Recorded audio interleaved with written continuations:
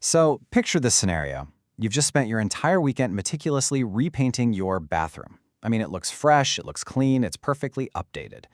But fast forward a few months, and you start noticing it, right? A tiny little bubble near the shower, a flaking edge right down by the baseboard, and before the year is even out, your beautiful new bathroom looks like it's literally shedding its skin. Look, if you've ever dealt with this incredibly frustrating cycle, you are in the exact right place. Welcome to today's Explainer, where we're going to unpack the definitive, professional method for making sure your bathroom paint actually survives. And that brings us to a very relatable and, frankly, pretty painful question. Why on earth does new bathroom paint fail within a single year? Most of us, we immediately blame the product. We think, oh, I must have bought cheap paint, or maybe I grabbed the wrong finish. So what do? We head right back to the hardware store, drop cash on a way more expensive brand, and start the whole grueling process over again. But here's the thing, we're trying to fix the entirely wrong problem. Spoiler alert, it's almost never the paint. It's the surface right underneath it. You see, paint needs to form both a mechanical and a chemical bond with your wall. If it can't securely grip the drywall or that previous layer of paint, it's absolutely going to fail. Period. Proper preparation is literally the only difference between a bathroom paint job that looks absolutely flawless for 5 years and one that's peeling off in strips by spring. Now, what's really fascinating here is what we're going to call the invisible saboteurs. Because even a wall that looks perfectly clean to the naked eye is basically a hostile environment for fresh paint. We're talking about microscopic layers of soap film from your daily showers. We're talking faint mildew residue just kind of lurking in the corners, barely loose edges of old paint, and drywall paper that is secretly swollen up with ambient moisture. These elements sit directly on the wall and physically block your brand new paint from making real contact. You're not actually painting the wall, you're painting a slippery layer of soap and moisture. No wonder it falls off. Well, that completely changes how we need to approach this whole project. We have to defeat those saboteurs before a paintbrush even enters the room.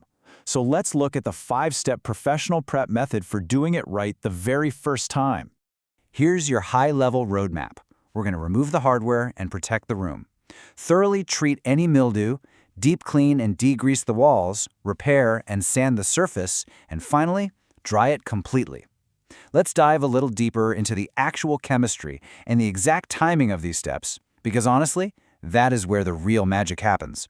And that brings us to the most crucial ingredient in this entire process, patience.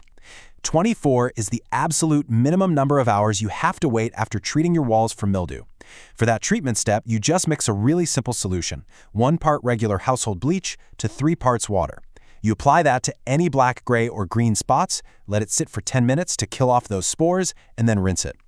But here is exactly where most DIYers fail. They get eager and they paint too soon. If you don't wait at least 24 hours for that wall to dry, you are going to trap the rinse water right under your brand new paint film, which just accelerates the peeling process all over again. Okay, so once that bleach step is totally done and dry, we move to degreasing. Because look, bleach kills organic growth, sure, but it does absolutely nothing to remove oils. For that, you need a highly specific cleaner, TSP Substitute.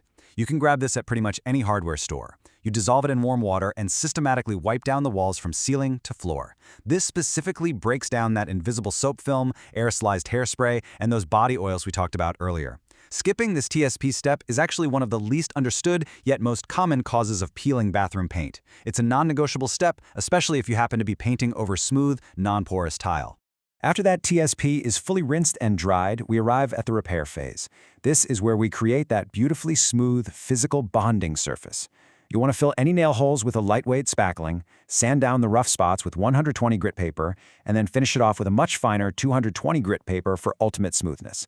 Got any old peeling paint? You have to sand the perimeter of that peeled area until it tapers, or feathers, completely smoothly right into the wall.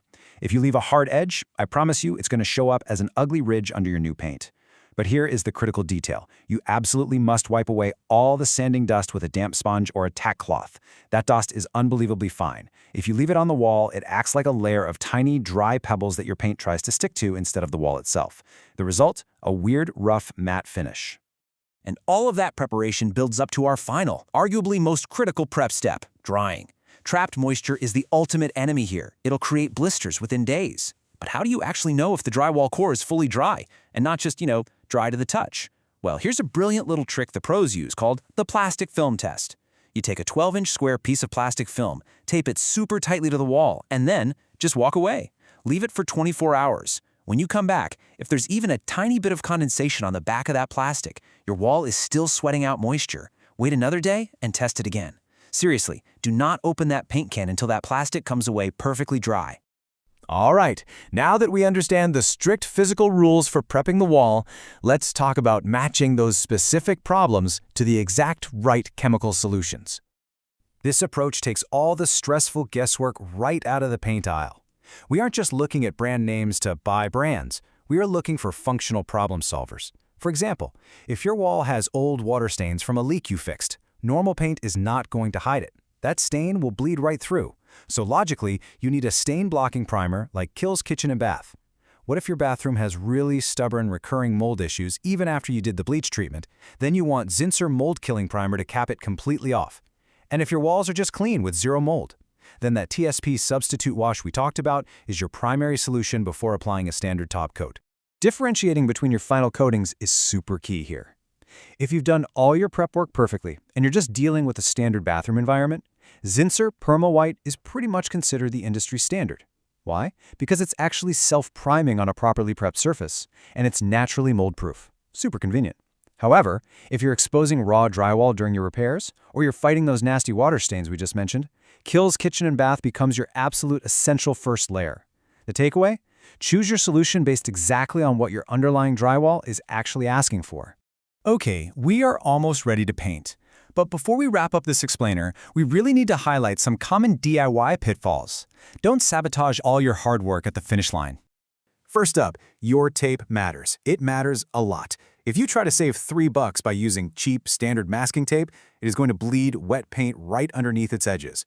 And worse, when you try to pull it off, it can literally tear the fresh drywall paper right off the wall. Nightmare. You need proper painter's tape, usually those blue or green varieties that are specifically rated for delicate surfaces. And here is a massive pro tip. Remove that tape at a 45-degree angle while your new paint is still slightly wet. If you wait for the paint to fully cure and get hard over the tape line, pulling that tape is going to crack and tear your gorgeous new finish. Finally, let's review a few absolute, critical warnings to keep your project safe and successful. First, if your existing bathroom walls are glossy or semi-gloss, new paint will literally slide off in sheets if you don't mechanically scuff it up first. Just give the whole wall a quick light pass with 150 grit sandpaper before you even start the TSP cleaning. You don't have to sand off all the old paint. You just need to dull it so the new paint has some teeth to grip onto. Second, and please listen to this massive safety rule, when treating mold, never ever mix your bleach with ammonia-based cleaners or vinegar. Doing so creates a highly toxic chloramine gas. Always keep your workspace ventilated. And lastly, check your thermometer. Paint cures terribly if the room drops below 50 degrees Fahrenheit, which is 10 degrees Celsius. If it's the dead of winter, run a heater to get that room to at least 60 degrees for 24 hours before you paint, and keep it nice and warm while it cures. Which really just leaves us with one final important question to ask yourself. Are you ready to prep with patience, or are you just planning to repaint all over again next spring? The secret to a 5-year bathroom paint job isn't found in some magic can of paint. It's found in the tedious, totally invisible work of cleaning, degreasing, repairing, and waiting. It takes a few extra days, but the results, they're undeniable. If you want to review the full supply list, the specific drying times, and all the finer details we covered today, I highly encourage you to check out the full source article. Thank you so much for joining me on this explainer. Take your time with that prep work, and I'll see you next time.